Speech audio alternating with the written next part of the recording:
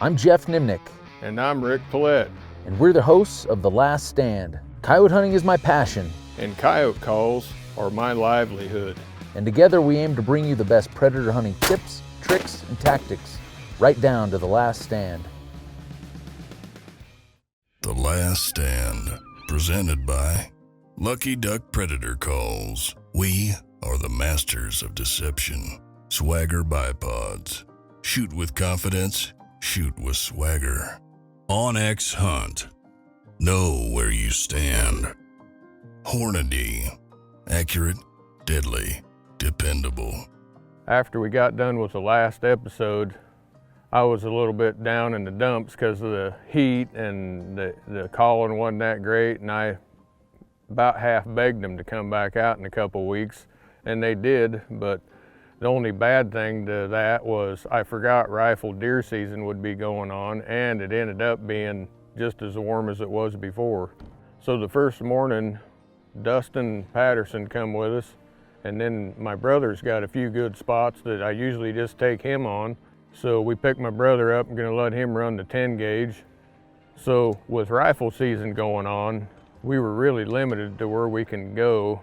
We didn't want to wreck anybody's deer hunting, so we ended up having to run over a lot of stuff that we did 2 weeks ago, which I don't ever do that. I usually only like to hit something maybe 3 times a winter, early, mid, and then all vocals late.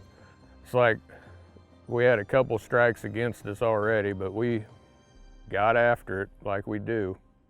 First stand of the morning, where's my brother Jason and Dustin Patterson. I'm gonna start this first morning stand out with Blondie fired up. See if anybody answers.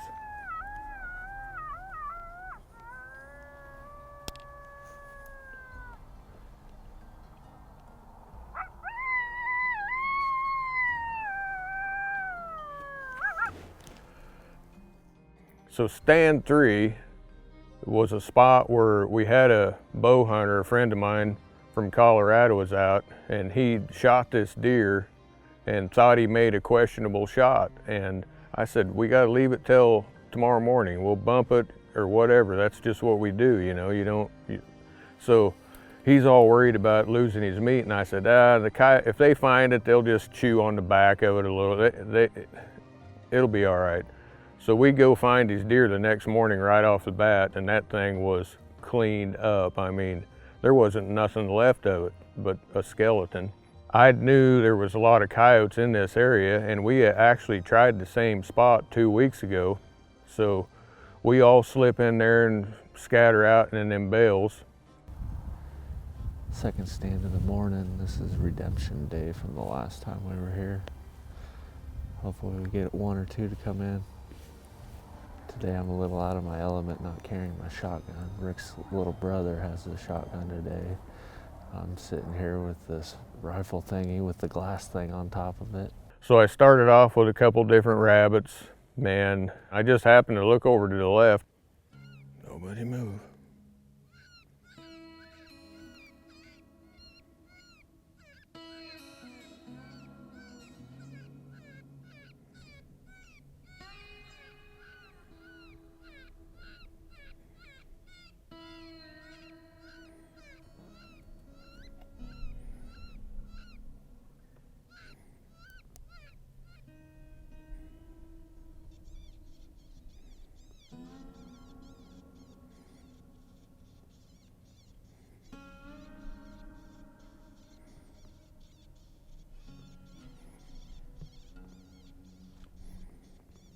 Probably better shoot it.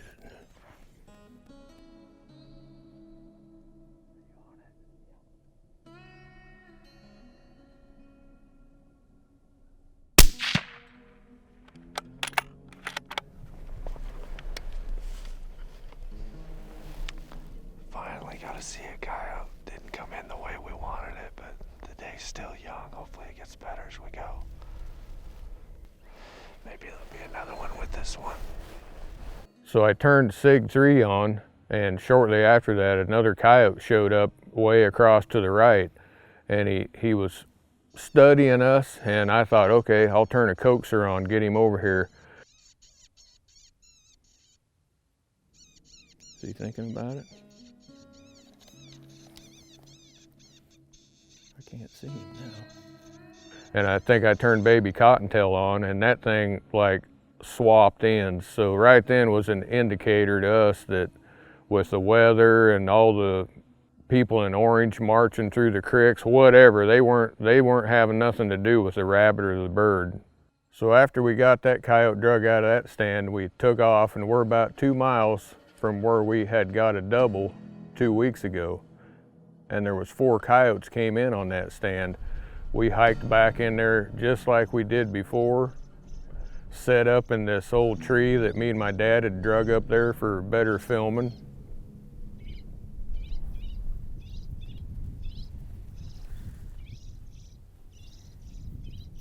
I played a woodpecker, I played a bunch of stuff, and then as soon as I went to pup,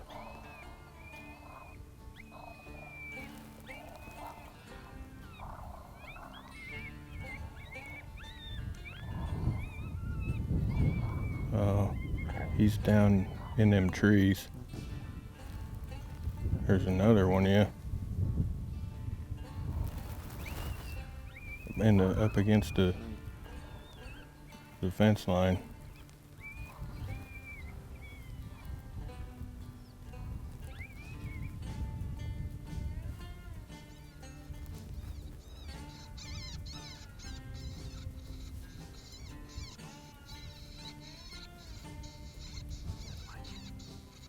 Pup distress. Yeah, I can see that.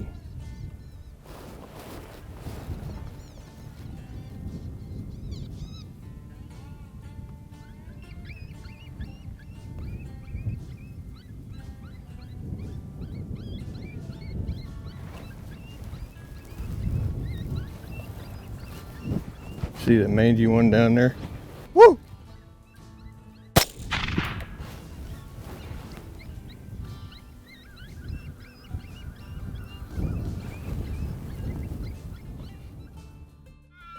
I would say that was the 2 that got away last time.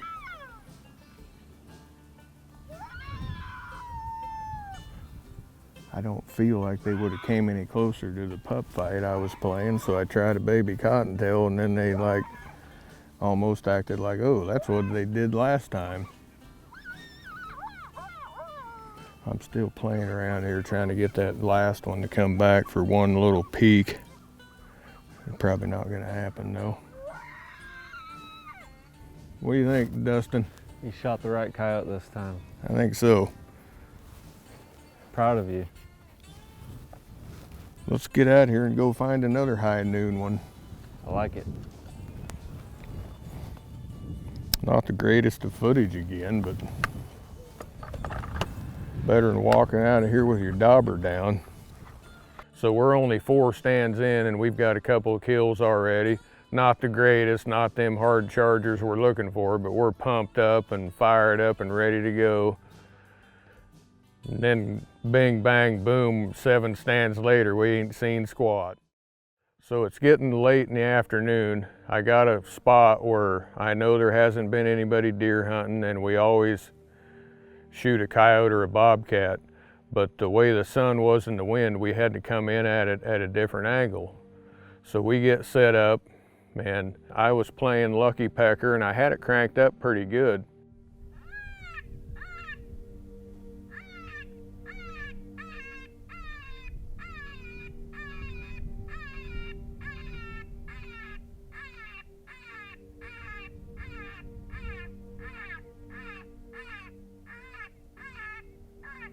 I was about to give up on the stand, and then Patterson says, Sneaking down the hill. Right next to the little cedar. tell me where. See it, Sean? It's just sitting on the hillside now. Wait till it moves to move.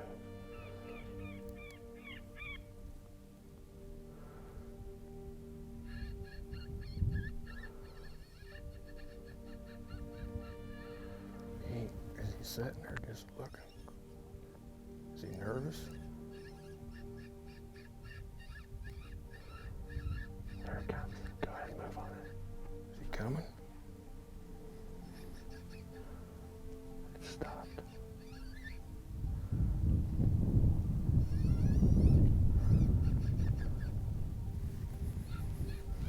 Tell me when he ain't looking.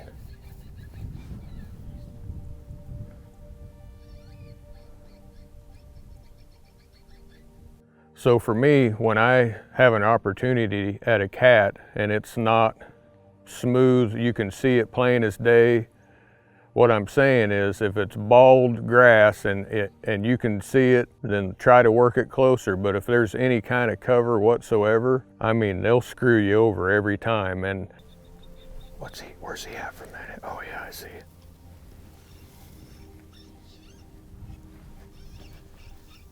I just don't want to lose him. It's at the middle cedar now. He's coming, it seems like.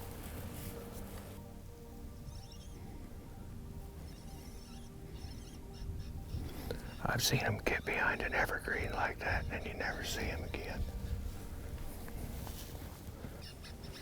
Anybody see him? Oh, I see him. You see him? Ricky's Dang, I'm scared. Why? He's gonna get below this hill here. He's down into the clump in the bottom of the draw over here to the right. They probably got a better view of him. You see him right there? I feel like I should shoot him.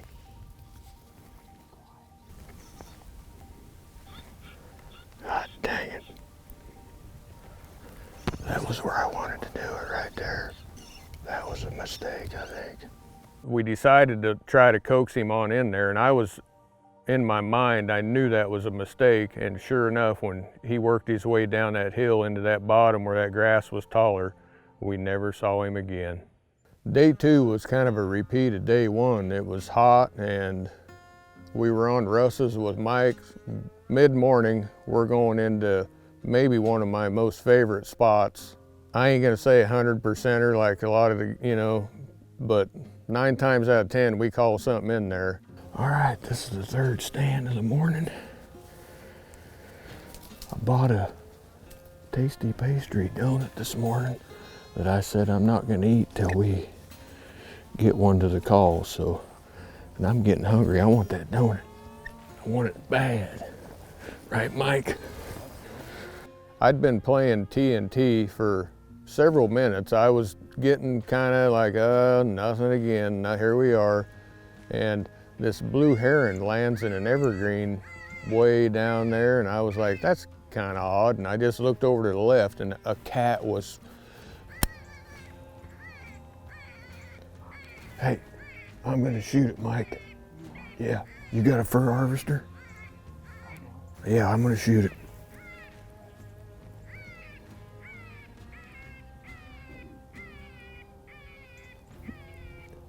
See that bobcat shot right in front of the car?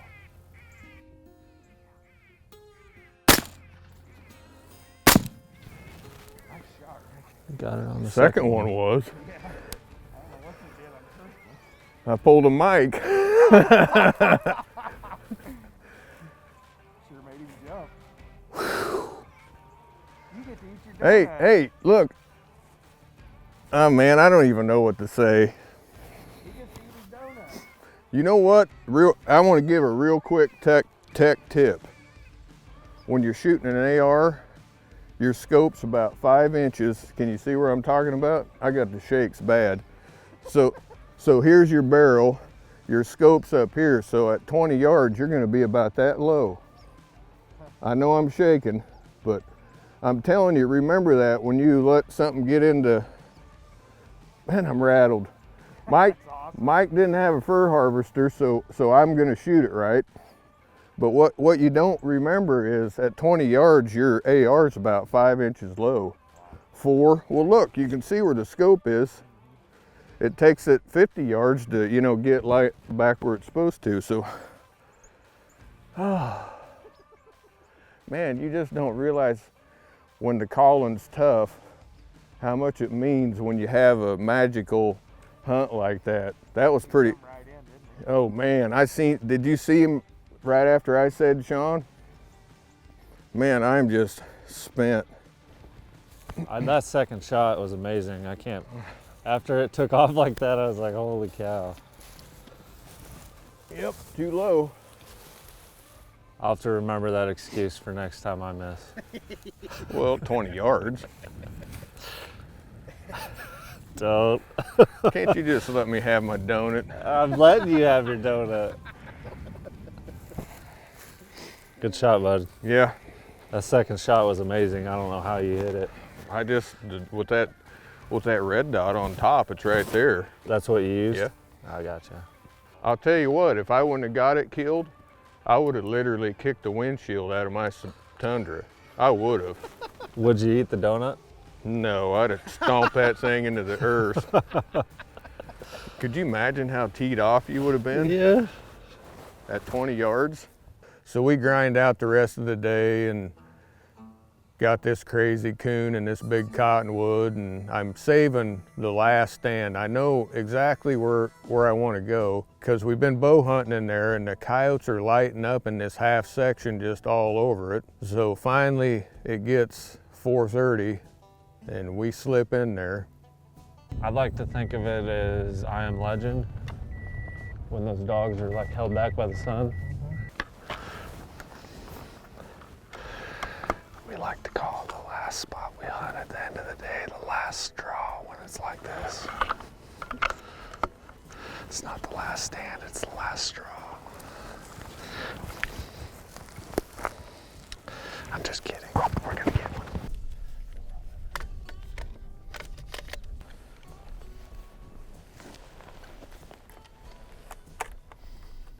I'm gonna start out with Blondie fired up. And then I'll probably go to TNT.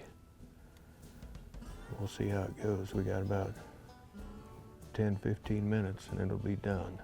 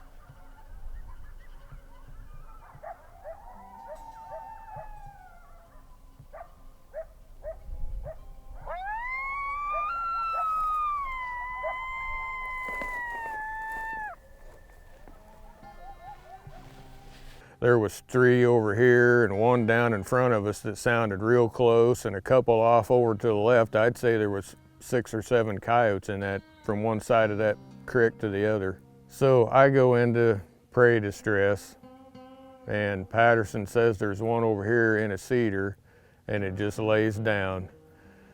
Typical of what the whole trip was.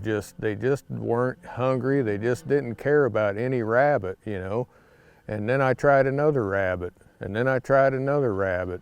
And finally, I started playing some fights and I couldn't bring one of them coyotes out of there. So I tried several different howls, and one down in front of us got mad and wasn't burger barking. You could just tell he was fired up down there.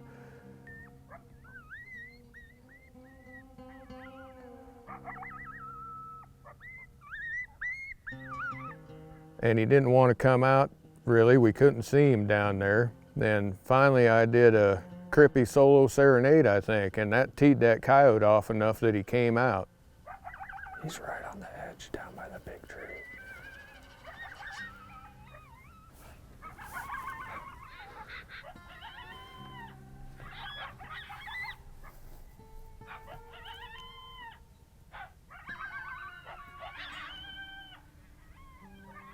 275.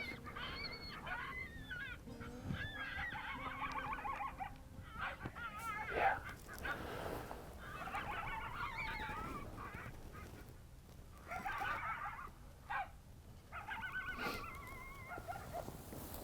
I would just keep thumbing through pup distresses or coyote fights. Yeah, I am.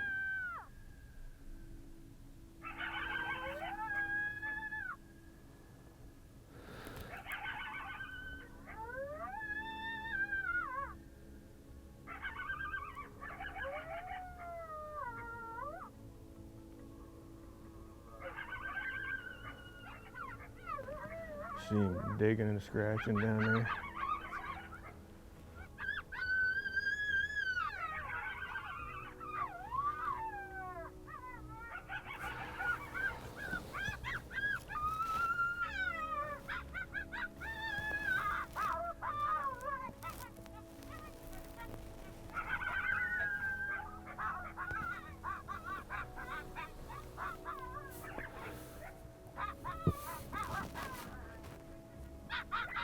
How far is that? Why don't we kill it? Kill him, Patterson. He's coming, he's coming, he's coming.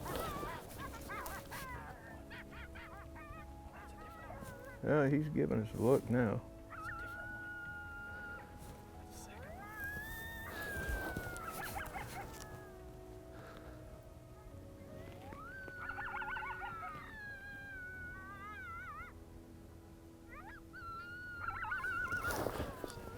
And that second one decided to come have a look, and he didn't come towards us much, but he was sweeping out in the open trying to get our wind. 235.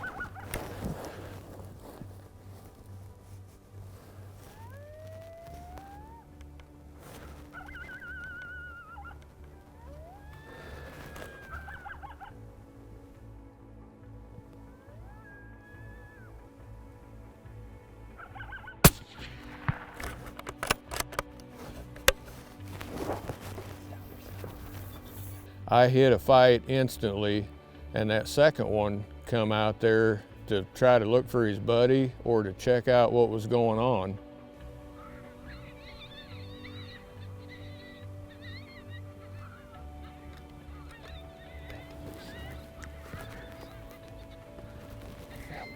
Is he running over here? Where's he at? Oh yeah.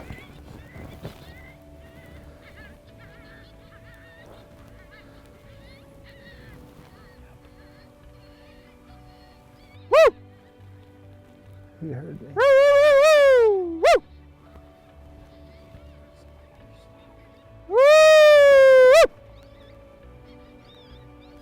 Where's that?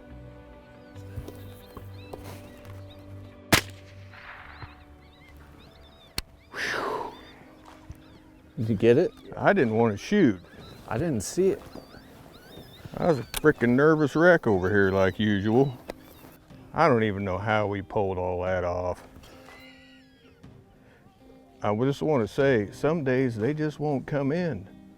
But this is the last stand, and there's coyotes howling all over here. Sometimes it'll make an experienced guy like me feel like it's the first time I've ever went calling. To make this short, Patterson and I got a double, and I was so nervous about this second one that I didn't want to shoot.